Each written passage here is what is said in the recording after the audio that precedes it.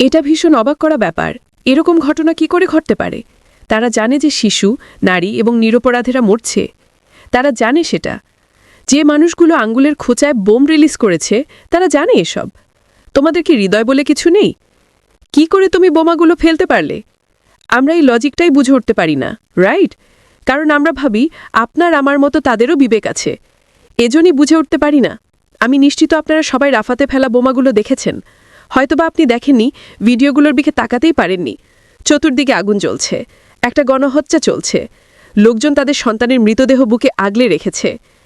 ভীষণ ভয়ানক বিভৎস দৃশ্য। আমরা যে ভিডিওগুলো দেখতেও সাহস পাচ্ছি না, সেই বিভৎসতা বাস্তবে সেখানে ঘটে চলেছে। ভিডিওগুলো দেখা মানুষের মধ্যে বেশি কষ্ট পাচ্ছেন সেই সব ফিলিস্তিনিরা যাদের আত্মীয়স্বজন সেখানে রয়েছে। ভিডিও দেখে মনে প্রশ্ন জাগছে, ওই জ্বলন্ত শরীরগুলোর মধ্যে আমার প্রিয়জন নেই তো? মুখগুলো দেখে প্রিয় মানুষদের চেনার চেষ্টা করছে, দোয়া করছে ইনশাল্লাহ আমার কাছের কেউ এখানে নেই। দৃশ্যগুলো দেখে এত সব উৎকণ্ঠা তাদের মাঝে। কিন্তু দুঃখ পাবেন না, ভয় পাবেন না, হতাশ হয়ে যাবেন না, কারণ দি অর্গানাইজেশন অফ ইসলামিক কোঅপারেশন গতকালকে রাফা আক্রমণের তীব্র নিন্দা জানিয়েছে। হতাশ হবেন না। কেন হতাশ হচ্ছেন? দেখুন, নিন্দা জানানো হয়েছে, এখন সব সমস্যার সমাধান হয়ে যাবে। যা ঘটেছে তাতে অবশ্যই আমরা কষ্ট পাচ্ছি, কিন্তু তার চেয়েও বেশি কষ্ট পেয়েছি মধ্যপ্রাচ্যের তথাকথিত নেতাদের বিশ্বাসঘাতকতায়, চুপ থাকায়, বিশ্বের বড় একটা অংশ আওয়াজ না তোলায়। এটা আমাদের অনেক বেশি কষ্ট দেয়। ইন্টারন্যাশনাল কোর্ট অফ জাস্টিস বলছে আক্রমণ বন্ধ করো। কোর্টের সিদ্ধান্তগুলো একেবারে পরিষ্কার, কিন্তু এখানে বাবা মায়ের বিগড়ে যাওয়া এক সন্তান আছে যে বন্য পশুর মতো বারবার আক্রমণই করে যাচ্ছে। যদি মধ্যপ্রাচ্যের সব নেতা একসাথে বলতেন আমরা তেল সরবরাহ বন্ধ করে করছি, আমরা নিষেধাজ্ঞা জারি করলাম, মানে ইসরায়েলের চারপাশে দেশ থেকে আকাশপথ বা সব যোগাযোগে যদি তারা নিষেধাজ্ঞা জারি করত, এমনকি যদি সারা বিশ্ব এক হয়ে বলতো যথেষ্ট হয়েছে, শিশু আর নারী হত্যা বন্ধ করো, নিরীহ মানুষ মরছে অকারণে, যদি সেই বকে যাওয়া সন্তান বলতেই থাকতো আমি থামবো না, থামবই না, আর উত্তরে তারা বলতো ঠিক আছে সমগ্র বিশ্ব তোমার উপর নিষেধাজ্ঞা জারি করছে, তাহলে পরিস্থিতি কেমন দাঁড়াতো বলুন তো? দেখুন, 3 দিনও লাগতো না, হয়তো মাত্র একদিনই আমরা যুদ্ধবিরতি দেখতে পেতাম। আপনি দেখতে পেতেন ফিলিস্তিনের শিশুরা পার্কে খেলতে শুরু করেছে। আপনি দুঃখ আর কষ্ট ছাড়া সেই দিনগুলো দেখতে পেতেন। শুধুমাত্র এই ঘোষণা আমরা নিষেধাজ্ঞা জারি করব, কোনো যুদ্ধ না, কোনো রকেট না, কোনো স্যাংশনেরও প্রয়োজন নেই, শুধু একটা নিষেধাজ্ঞা, আর একদিনই তারা মানুষ হয়ে যেত। কিন্তু এমনটা হচ্ছে না। কেন?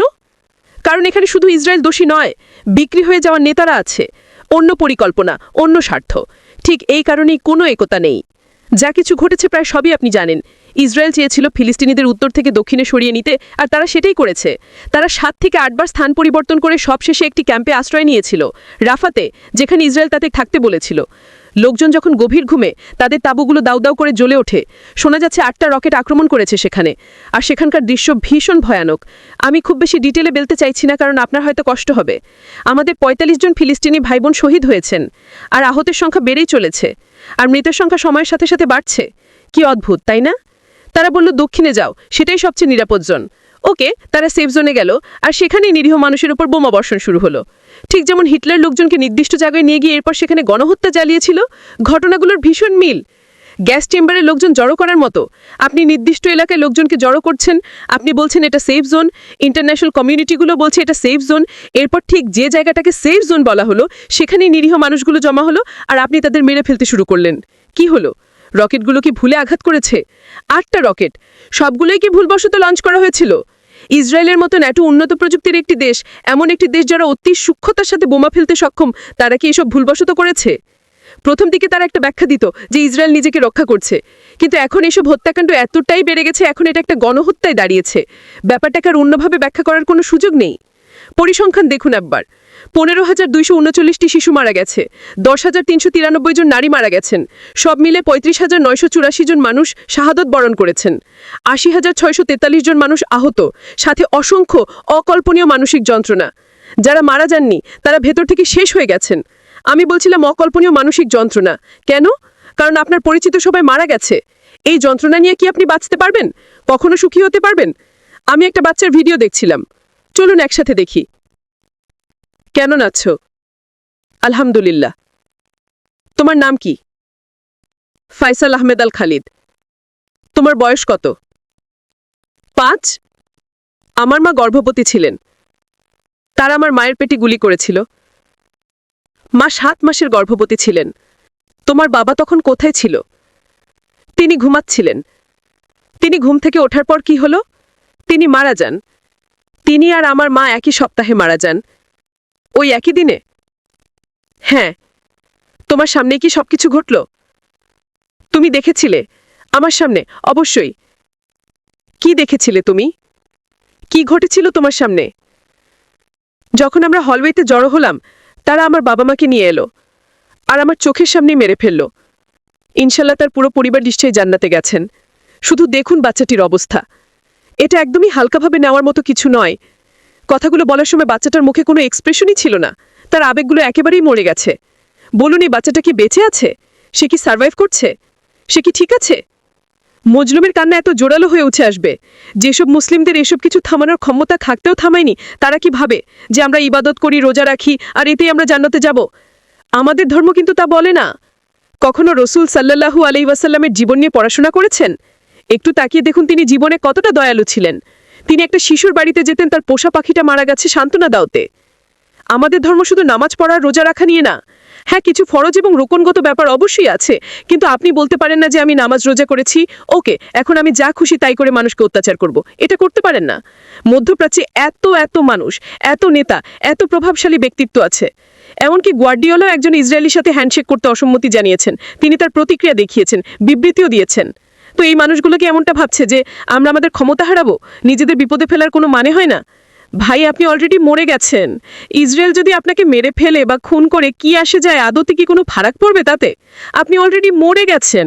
যেমন রাস্তায় যেসব প্রাণী ঘুরে বেড়ায়, আপনি বেড়াল, কুকুর দেখতে পাবেন, ওই সব প্রাণীগুলো আপনার চেয়েও বেশি মূল্যবান। You are dead. পশুর চেয়ে অধম দ্বিচুতার যদি একটা নতুন লেভেল আবিষ্কার হয়, আপনি অলরেডি ওই লেভেলে আছেন। আপনি বেঁচে থাকেন বা নাই থাকেন, কি আসে যায়? বহু বছর পর আপনার নাতি নাতনিরা যদি প্রশ্ন করে, সেই সময়টাতে তোমার অবদান কি ছিল দাদু ভাই? ফিলিস্তিনে একটা গণহত্যা চলছিল, হাসপাতালে বোমা ফেলা হয়েছে, হাজারো শিশু মারা গেছে, সেই সময় তুমি কি করেছিলে? এসব বন্ধে কোনো সক্রিয় ভূমিকায় ছিলে? তুমি কি বলবে, হ্যাঁ? নাকি তুমি বলবে হ্যাঁ, আমি ওই গণহত্যা থামাতে পারতাম, অথবা প্রতিবাদে কিছু লিখতে পারতাম, একটা পদক্ষেপ আমি নিতে পারতাম, কিন্তু আমি নেইনি। আমি ভয় পেয়েছিলাম, একটা কাপুরুষের মতো ভীতু ছিলাম। ভয় ছিল আমি আমার পজিশন হারাবো, অথবা আমার স্বার্থহানি হবে। অথবা চলুন আরেক দল মানুষকে দেখা যাক যারা এই পরিস্থিতিতেও চুপ করে আছে। হ্যাঁ, তাদের হাতে হয়তো ক্ষমতা নেই, কিন্তু সে কার সমর্থক সেটা সরাসরি জানাতে হবে, রাইট? এদের মধ্যে যারা সেলিব্রিটি আছেন তারাও অনেকে মুখ বন্ধ রেখেছেন।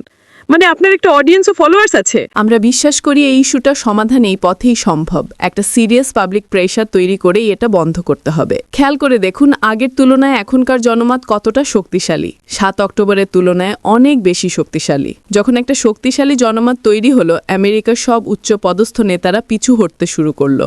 এখন তারা এমন সব বক্তব্য দিয়ে বেড়াচ্ছে যে আমরা ইসরায়েলকে সতর্ক করছি, তোমরা যদি এসব চালিয়ে যাও আমরা আর তোমাকে অস্ত্র দেব না। তারা এখন এসব বক্তব্য দিচ্ছে কেন? যাতে নির্বাচনে না হারতে হয়। এইসব নেতারা শুধু তাদের স্বার্থটাই বোঝে, অর্থ আর ভোট। আমেরিকানরা বলছে যে আমরা তোমাকে ভোট দেব না, কারণ আমাদের ট্যাক্সের টাকায় ইসরায়েলকে সাপোর্ট দিচ্ছ, ফিলিস্তিনিদের হত্যা করছো, তোমরা আমাদের হাতে রক্ত মাখিয়ে দিচ্ছ, আমাদের দেয়া ট্যাক্সের টাকায় তোমরা শিশু আর লোকজনদের বোমা মারছো। তারা যখন এসব বলতে শুরু করলো, দেখেছেন কিভাবে নেতারা পিছু হটতে শুরু করেছে? তাই অন্ততপক্ষে আমরা যেটা করতে পারি তা হলো জনমত তৈরি করা, একটা সিরিয়াস প্রেশার তৈরি করা।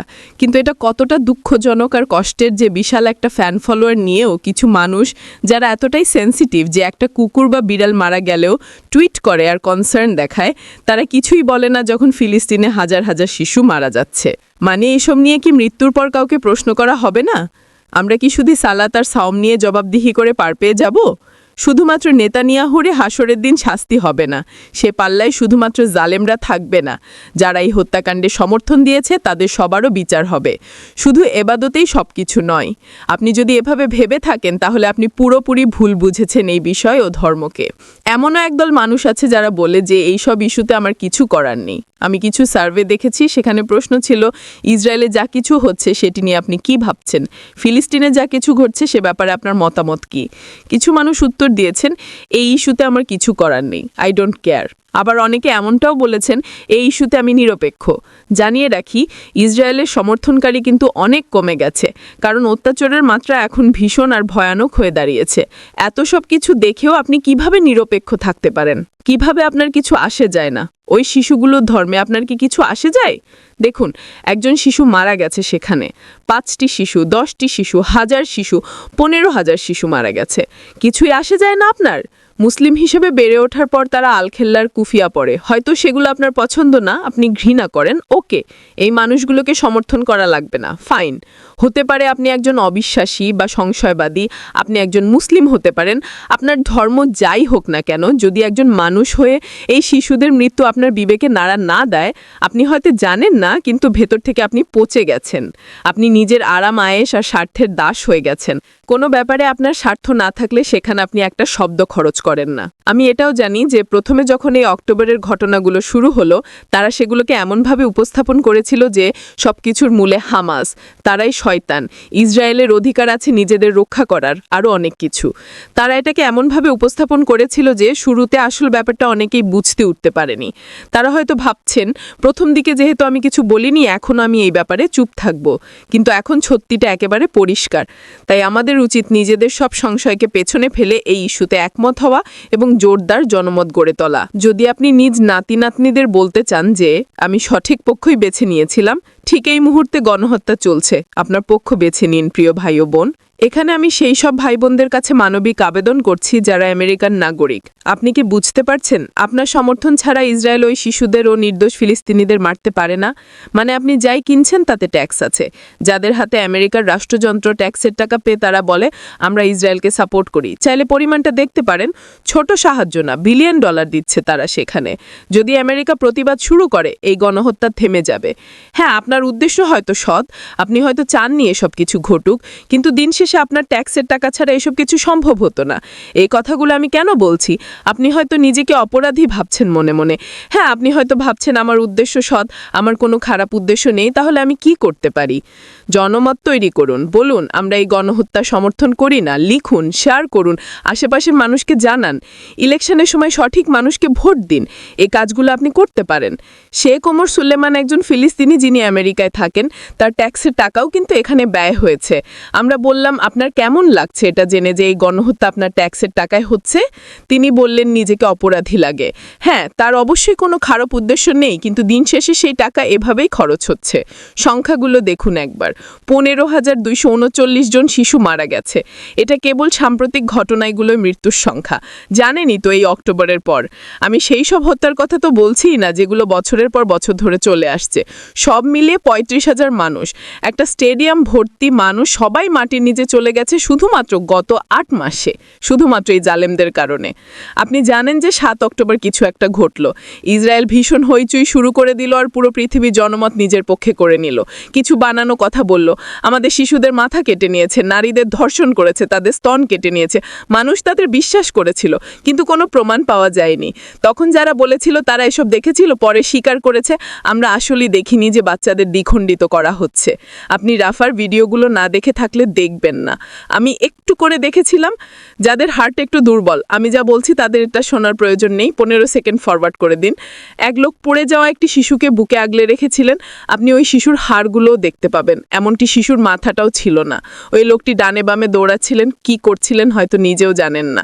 আমি একটা কয়লা হয়ে যাওয়া শরীর দেখেছি, হাতগুলো উড়ে গেছে, অনেকে নিজের চোখ হারিয়েছে, মানুষ মারা যাচ্ছে। এখন উল্টো চিত্র কল্পনা করুন, ফিলিস্তিন ইসরায়েল আক্রমণ করেছেন আর 35,000 নির্দোষ মানুষকে হত্যা করেছে। ফিলিস্তিন পক্ষ 10,000 নারীকে হত্যা করেছে এবং 15,000 ইসরায়েলি শিশু হত্যা করেছে। 15,000 ইসরায়েলি শিশু, এমন একটা দৃশ্য কল্পনা করুন। 7 অক্টোবর কিছু বিচ্ছিন্ন ঘটনা তুলে ধরে পুরো পৃথিবী জনমত নিজের পক্ষে করে নিল। এখন উল্টোটা কল্পনা করুন। আপনি শুনেছেন কি ঘটেছে? একটা ইসরায়েলি শিশুর মাথা কেটে নেওয়া হয়েছে, তারা পুরো জায়গাটা জ্বালিয়ে দিয়েছে। ফিলিস্তিন ইসরায়েলের হাসপাতালে বোমা ভেঙেছে, তারা ইসরায়েলিদের বলেছে দক্ষিণে যেতে এবং 20 লাখ মানুষকে ঘরবাড়ি ছাড়তে বাধ্য করেছে। যখন সবাই দক্ষিণে গেল, তখন তাদের তাঁবুগুলোতে রকেট আক্রমণ শুরু করলো। যদি এমন কিছু ঘটতো, তাহলে বিশ্বের জনমত কি একই রকম থাকতো? তারা এখন ফিলিস্তিনকে কিছুটা সমর্থন করছে। এই কাল্পনিক সিনারিওতে তারা কি ইসরায়েলকে এমন সামান্যই সমর্থন করত, নাকি তারা বলতো তোমাদের সমস্ত নিউক্লিয়ার বোম দিয়ে ফিলিস্তিনিদের উপর আক্রমণ করো, বিন্দুমাত্র দয়া দেখিও না? এইভাবেই তারা বমিং করতো আর মানুষ খুব শান্তভাবে এই ছবিগুলো দেখত, কোনো চোখের পানি ছাড়াই। কি আশ্চর্য!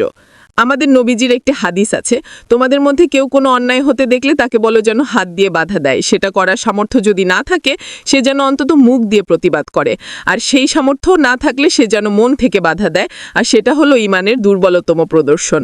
চলুন একটা অবস্থান নেই, কাদের পাশে আছি বুঝিয়ে দেই, সামর্থ্যে যতটুকু সম্ভব করে যাই। যদি প্রশ্ন করেন ইসরায়েলের পতন কি করে হবে, এইসব অপরাধীদের কি শাস্তি হবে, আমি বলবো অবশ্যই জালেমদের বিচার হবে। সেটা কি এই দুনিয়াতেই হবে? আমার তাই মনে হয়। কিন্তু এই মানুষগুলোর বয়স যেহেতু এখনই 40-50 বছর, আরও 40-50 বছর পর নিশ্চয়ই তারা কবরবাসী হয়ে যাবে। সেই সব জালেমরা, আর যারা সেই জুলুমের সমর্থন দিয়েছিল, আর যারা একে থামাতে পারত কিন্তু তা করেনি, চিন্তার কিছু নেই, শতভাগ নিশ্চিত থাকুন 50 বছর পর আল্লাহর ন্যায় বিচারে এই মানুষগুলোর বিচার হবেই। তারা এমনভাবে বিচার হবে, তারা এমনভাবে শাস্তি পাবে যে নিজেদের জীবদ্দশায় যেসব পাশবিক কাজগুলো তারা করে গেছে, যে শাস্তিগুলো তারা পাবে তার তুলনায় সেসব কিছুই না। তো চিন্তা করবেন না, শতভাগ নিশ্চিত থাকুন আগামী 40-50 বছরে, হয়তো 20 বছরে এই মানুষগুলো আল্লাহর ন্যায় বিচারে স্বাদ পাবেই, মজলুমের অধিকার আদায় হবে ইনশাল্লাহ। 35,000 মানুষ শহীদ হয়েছেন। হ্যাঁ, ওই শিশুদের মৃত্যুতে আমরা কষ্ট পাচ্ছি, কিন্তু এখন সেই শিশু বলছে, দুনিয়াতে আমি ক্ষুধায় খাবার পাইনি, তৃষ্ণার্ত ছিলাম, কিন্তু এখন জান্নাতের এই জীবন কতই না সুন্দর। এবং আল্লাহর উপর, পরকাল এবং কুরআনে বিশ্বাস আমাদের এই কথাই বলে। এই মুহূর্তে সেই 15,239 জন শিশু ভীষণ সুখী।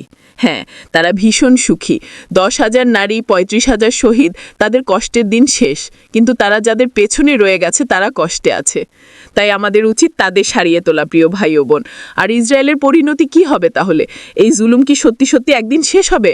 আমাদের রব এই প্রশ্নের উত্তর দিয়ে দিয়েছেন সূরাতুল ইসরার 4th এবং 8ম আয়াতের মধ্যে।